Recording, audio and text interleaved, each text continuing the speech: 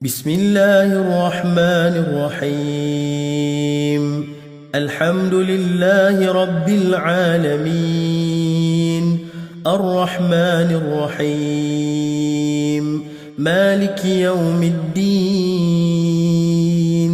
إياك نعبد وإياك نستعين اهدنا الصراط المستقيم صراط الذين أنعمت عليهم غير المغضوب عليهم ولا الضالين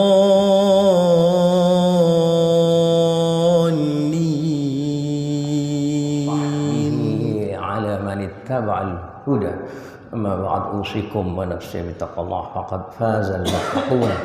Alhamdulillah, kajian subuh kita hari ini sampai pada surat Al-A'raf 188. Ayat yang telah kita baca bersama tadi sejak 187 188. Jadi sabab nuzul dari 188 itu yang berbunyi qul la amliku nafsi naf'a wa la dharra illa ma syaa Allah. Terusnya kalimat terakhirnya itu illa ana nadhirun wa basyirun liqaumi ya'lamun. Nabi Muhammad itu seorang nabi dan rasul, ya. Punya kelebihan-kelebihan dibandingkan manusia biasa, dibandingkan nabi-nabi palsu. Saya bawa dulu apa sih kelebihan-kelebihan Nabi Muhammad itu. Nabi Muhammad itu pernah dioperasi, Pak, 4 kali, dibedah ya, yang membedah 2 malaikat, Jibril sama Mikail. Ini gandengan. Jadi Nabi ketika masa kecilnya, ketika masa remaja di Hatim, kemudian yang ketika sebelum menerima wahyu pertama Iqra itu, terus terakhir ketika mau melaksanakan pre-Isra Mi'raj dan disucikan, Pak, dibedah bitostin itu diambilkan dari bejana. Jadi 2 malaikat ini membawa bejana langsung dari jannah, minta dari emas. Tostin itu bejana yang diisi dengan air zam-zam, disucikan ya.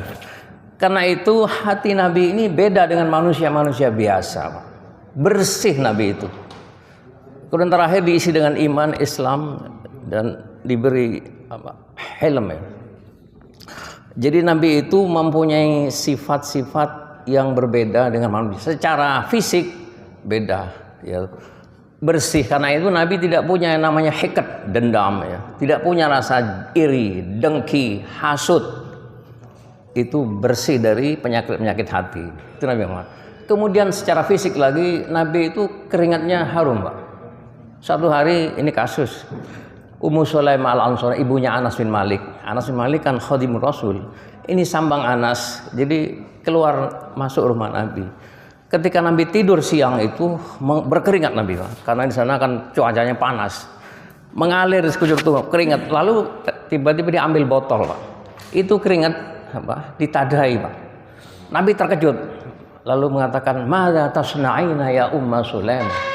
Apa yang kau lakukan, Maaf ya Rasulullah, saya sengaja ambil keringatmu, akan saya bawa pulang untuk mengharumkan ruangan. Ya, Nabi Muhammad itu kalau berjalan dalam sekian menit itu bekas harumnya tercium. Lalu sahabat, ini Nabi baru lewat ini harumnya masih terasa, seperti itu. Kemudian kelebihan Nabi Muhammad yang tidak dimiliki. Nabi Muhammad diberi ketajaman basirah, dibuka hatinya dan mata hatinya. Nabi Muhammad dengan izin Allah bisa melihat sesuatu manusia. Jadi begini, ana ara ma lam tara wa ala ma la ta'lamun. Aku melihat sesuatu yang tidak kamu lihat. Aku mendengar sesuatu yang tidak kamu dengar. Sampai bisa melihat sop-sop langit itu. Bahwa di sop-sop langit ada satu malaikat, setiap 4 jengkal ini ada satu malaikat yang meletakkan wajahnya bersujud kepada Allah Ta'ala ya. Kemudian Nabi juga pandangan ke depan, ke belakang itu sama. Contoh kasusnya Abu Bakrah. Abu Bakrah itu waktu sholat maghrib terlambat, Pak. Diingkluk dari pintu masjid sampai mengejar sofnya Nabi, mengejar rukuknya Nabi. Tahu-tahu setelah sholat Nabi menegur, siapa tadi yang melakukan diingkluk dari ana ya Rasulullah.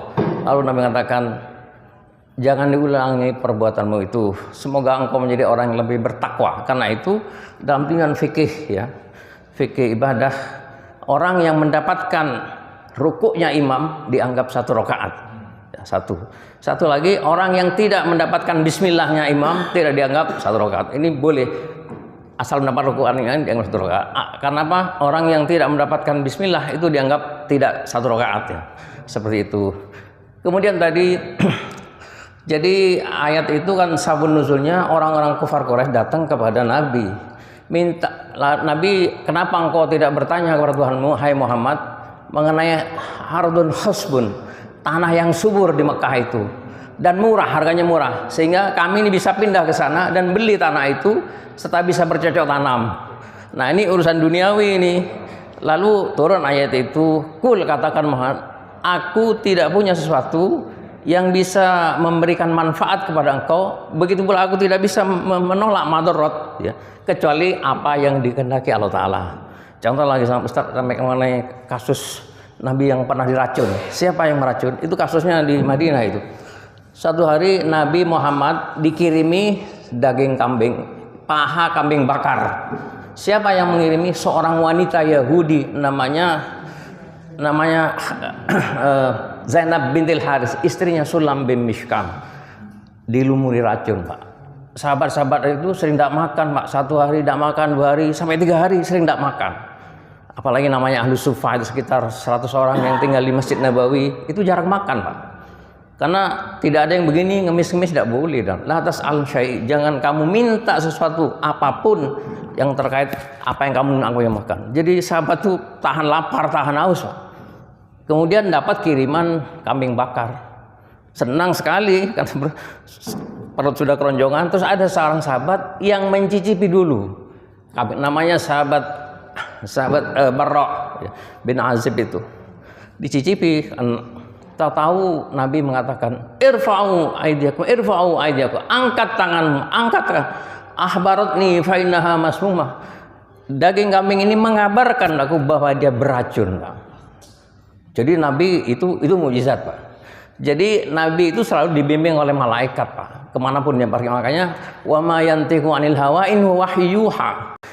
Betul, ini aku ini manusia biasa ya, seperti kalian semua, tapi aku mendapat wahyu dari Allah Ta'ala itu. Jadi Nabi itu mendapat wahyu dari Allah. Makanya ada istilah nadhir. Apa bedanya nadhir sama basyir?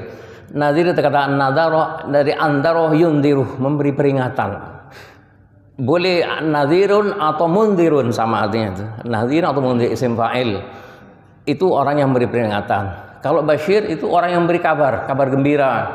Basyir atau mubasyirun. Makanya dalam Al-Quran disebut juga basyirun atau mubasyir. Ini arsalnaka syahidan wa mubasyiron wa nadhira ya. Memberi peringatan bahwa orang-orang yang beriman bertakwa itu disediakan Jannatun Naim. Nadhir, andaro bisa juga menakut-nakuti dengan ancaman bahwa orang yang tidak beriman Allah dan Rasulnya diancam dengan jahanam. Nah, orang-orang yang didakwai oleh Nabi ini ada yang menyambut dengan senang hati. Ya, contohnya generasi pertama, Islam pertama itu. Dalam tafsir Al-Kasyaf yang ditulis Imam Azamasyarah, itu ada siapa orang-orang yang menyambut kedatangan Islam pertama? Khadijah ini. Khadijah dari kalangan wanita itu Khadijah, wanita sepuh ya. Kemudian dari kalangan pemuda Sayyidina Ali bin Abi Thalib. Kemudian dari kalangan laki-laki adalah Abu Bakar As-Siddiq. Makanya Abu Bakar ini disebut oleh Nabi awwalu mayadkhulul jannah min ummati Abu Bakrin. Orang yang pertama kali masuk surga besok Abu Bakar. Dan nabinya Nabi Muhammad. Makanya Nabi belum menyatakan sebagai al-awwal wal akhir. Awwalul anbiya ya. Awwalu mayadkhul jannah.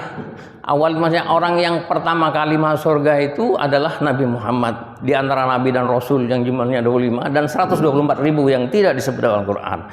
Dan akhirul anbiya, tidak ada Nabi setelah Nabi Muhammad diutus. Nabi penutup itu. Jadi basyirun wa nadhirun. Jadi as-sabiqunal awwalun.